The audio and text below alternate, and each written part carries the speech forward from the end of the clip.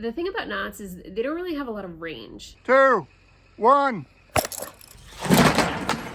No way it held! I've placed the biggest monkey fist we have, and I've never actually had it a placement where I was like, oh, for sure, that's an amazing placement. It's a monkey foot, right? Because like a foot would look like that, right? I would say it's very similar to ice climbing, sort of like a leader must not fall. We had an injury. I don't think Ryan's gonna be very happy. My name is Jenny, also known as Jenny Lemon Pie on Instagram. Metal lead protection is not allowed on the sandstone in the Czech Republic. It's actually written into the rules that govern their climbing areas. And so the way that they protect classical or traditional routes is with bits of cord, webbing, old climbing rope that are tied into a variety of different kinds of knots. Anytime we leave the ground, we take a variety of knots with us.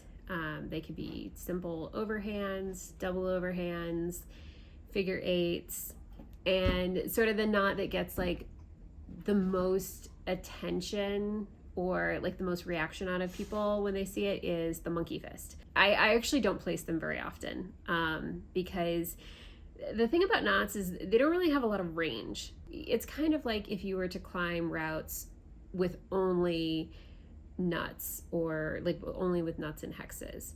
So you're always looking for passive placements. And with the monkey fist, like you're just looking for a bigger passive placement. I'm gonna say is rare. I haven't run into it as often on the routes that I've climbed. Placing things that you would definitely whip on isn't really, I wouldn't really say that's how you approach most of the routes that you might climb in the Czech Republic. It's really more of like I would say it's very similar to ice climbing, sort of like a leader must not fall mentality, because you're placing a lot of gear that like theoretically is good gear, but there's so many nuanced factors that go into whether or not that gear is going to hold. You know, it's like you have no idea how much a knot might deform under impact force. You have no idea how much friction might play a role in whether or not the knot is going to hold. You're placing pro based on a theory. I tend to gravitate actually towards the smaller placements. Our smaller knots, it's easier to get that knot to a more compact state where like the knot itself is actually like really solid and hard and like approaching the hardness of something that won't squish down any further to come out of a placement. But the other part of my thinking is that friction also does play a role. Like the sandstone in Czech has an incredible amount of friction to it. You know, I don't think that it's necessarily what's going to hold your placement or not, but it's a number that goes into the equation just like anything else. And so in that respect, I think, okay, well, a bigger knot is going to have more surface area contact with the rock and therefore more friction. But like all of this in my brain when I'm on lead and I'm choosing placements is completely untested. Stopper knot versus buster. That no longer looks the same. Figure eight knot, factor 2 fall.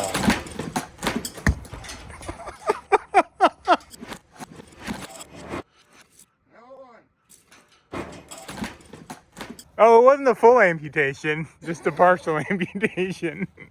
What happened to Decker? Oh no, it was his arm. Do you think Amazon will return this? What's your analysis of Decker? Following the accident, we didn't get him to the operating room soon enough, and unfortunately the arm was detached for so long that it was no longer viable. So we had to close him up like this. There wasn't enough adjacent tissue to do a flap, so we went ahead and went with the duct tape allograft.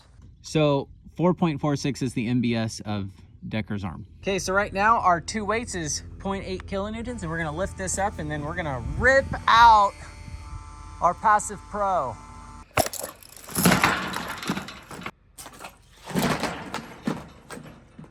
No way it held! 8.18 kilonewtons.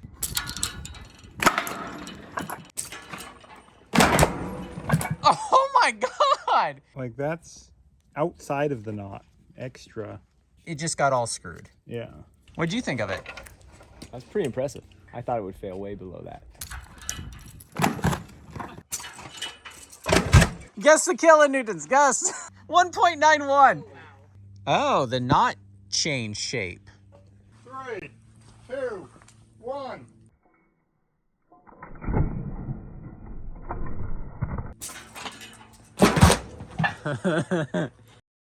It's a stopper knot, not just an overhand. And it's just chewed up really bad right there. Hat line scale 3. I'm glad it's in the case. 3.84. You placed it well. It clearly had to do a lot to come out, but it didn't break the cordage. 3, 2, 1. We got a higher force on our 6 mil. This broke. This actually failed. It didn't slip out. I'm curious if that webbing is going to do better. It's got a lot more surface area. Yeah, the surface area. The strength, you don't need the strength in the material if it's not going to stay. Oh, that didn't even stand a chance. That's still a pretty good number. It's just these flat overhands. Is a lot more flat now. It's hard to keep a three-dimensional shape. I found that on our last video. 3, 2, 1.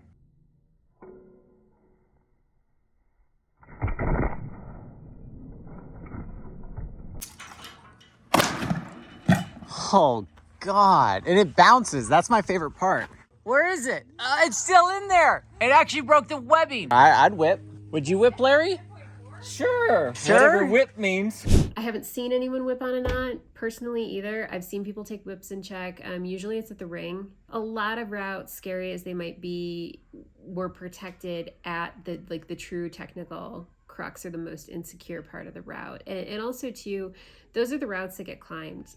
There's a lot of super dangerous routes in Czech that don't have pro at the crux. If it is truly super dangerous, they don't get climbed, or they only get climbed by people who are super strong that know for sure that they can do those moves and they're not going to take a fall there. I've seen people fall, but not on knots, mostly on rings. You don't approach climbing there that way. Like, I know climbers who have had a route on their mind for months or years and they haven't gone to do it yet because they don't feel like they're ready. It's not projecting the way that you can project things in other places where you can place cam, or where there's, especially on the towers, you can't preview the route. You can't set up a top rope. In a lot of the areas, top roping isn't even allowed because it erodes the top of the formations and the tops of the routes. They talk about the sandstone being soft all the time, which I think is a little bit misleading. A lot of the rock there is not soft at all. It's actually really, really hard, but it does have a really high erosion rate because it's made up of a large grain of sediment. So given the surface friction of the rock plus the large grain sediment, anything like running over the rock very quickly erodes that surface. I don't recommend intentionally leading on knots on other types of rock. For certain, do not recommend it for glaciated granite. I do think that friction plays a really big role in whether or not this pro is going to work in the ideal case scenario. I don't recommend it in the desert, in the US desert. Like, I think that the sandstone in the desert is way too fine of a grain. The cracks are too straight-sided. We have a figure 8 in our cam crusher. And our cam crusher is tapered quite a bit. Oh, it's holding. Sort of. I mean, that was a figure 8. Oh, it's actually holding. Man, I gotta stop saying those words. Every time I say those words, It did better than the figure. it did, but they separated. At the end of the day, this is 10 mil and it's squeezing all the way through, right? So, oh, that's an interesting graph. All right, so we'll do a stopper knot with, I guess, 3 reps. Keep going a little. Keep going a little. Keep going a little. Keep going. Keep going, keep going, keep going. Make it happen. That's just sick. It's not even worth finding out how many kilograms that is. Or moving. It was untying itself, which is fascinating, and that's fascinating how warm that is. I mean, how it breaks is more interesting to me than the number. It's flattening out enough to get through that crack. That sounded like 5. Oh, that's interesting. I think that's what Dogecoin looks like. Okay, we did a water knot and made this crack really small over here. So that's our taper. Let's see what happens. Go for it. So it broke here in our water knot. Look at like the kind of constriction that you need in order to get that to stick.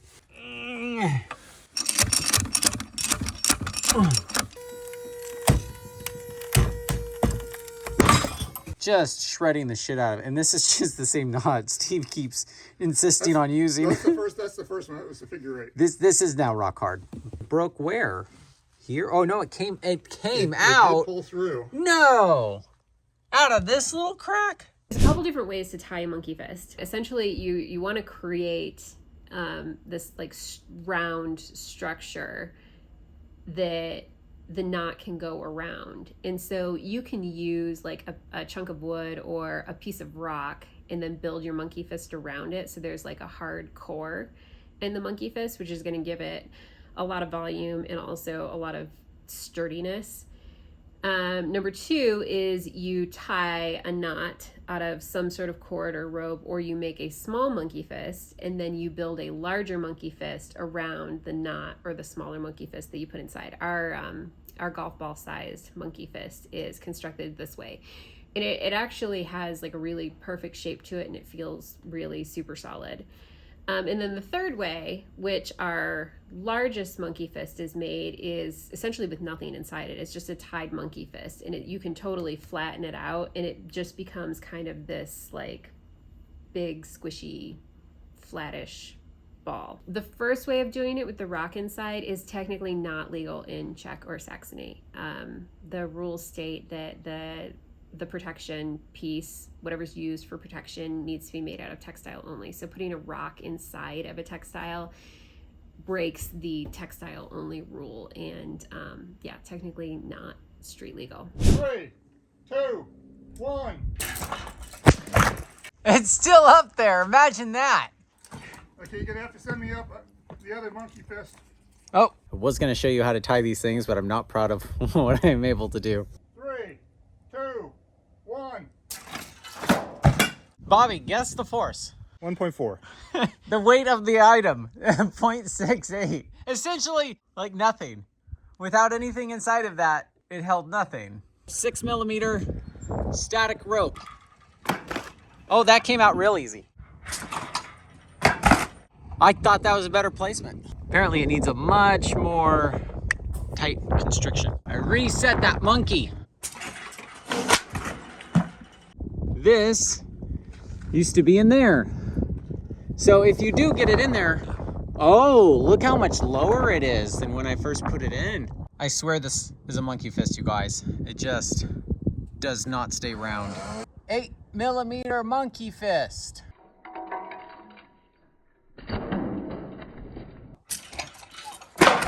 Oh, it came out. A little flat on the sides, but 7.17. 3, 2, 1. Oh, that didn't even stand a chance.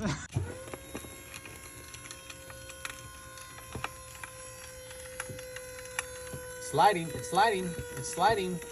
It looks stuck. Looks stuck to me. It broke in the fist. And the fist is quite stuck, honestly.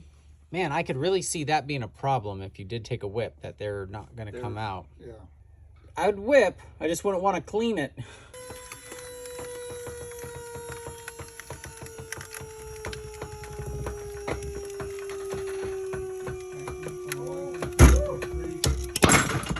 So this is our setup. It's working pretty good with, you know, our thing with the holes in the middle.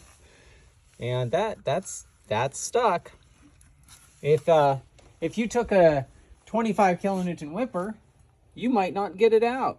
It reached the max of the rope itself. That's not a monkey fist. That's crushed paw. What? If it held 25 kilonewtons. Hey, I'll lead. You clean. I haven't whipped on a knot. I don't really want to whip on a knot. I also have not taken a whip on a knot for science, because the thing about falling on these in the Czech sandstone is they do get stuck. They fix. And a lot of the popular routes already have fixed knots on them. Frequently at any crux where people have been placing and then falling onto a knot, the knots get fixed, and then they sort of like just rot in the crack and deteriorate slowly over time. More knots get placed near them. I've done a couple of routes where there were like multiple fixed knots in any one location. Like you get up to a spot where like a layback starts and there's like 4 fixed knots that are like deep in there, and some of them are really old and some of them are newer, and you sort of just like clip whatever you feel might potentially be worth clipping, because honestly a lot of the time pro is so sparse, you'll just like take whatever you can get and then maybe look up for backup pro that you can place. I clipped it, but I also backed it up with another knot of my own. I wouldn't like go to a spot where there's a perfect knot placement, place it, and then whip on it, knowing the likelihood of it fixing. Now I've just screwed up the placement on that route. Like now there's just going to be cliff junk sitting there rotting and deteriorating and taking up a spot where somebody could be placing like actual real pro. Yeah. Got it? Yep. All right. That's just your standard nut tool. While you're climbing in sandstone you don't want to damage, to get out the garbage that gets left behind, because you're using protection that doesn't work for ethics that don't make sense holistically. Yes, these getting stuck all over your rock doesn't necessarily look better than your rock getting damaged. There's got to be like some middle ground.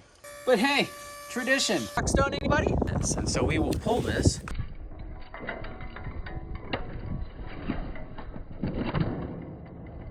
That slipped past 2 rocks. There are 2 rocks in this thing.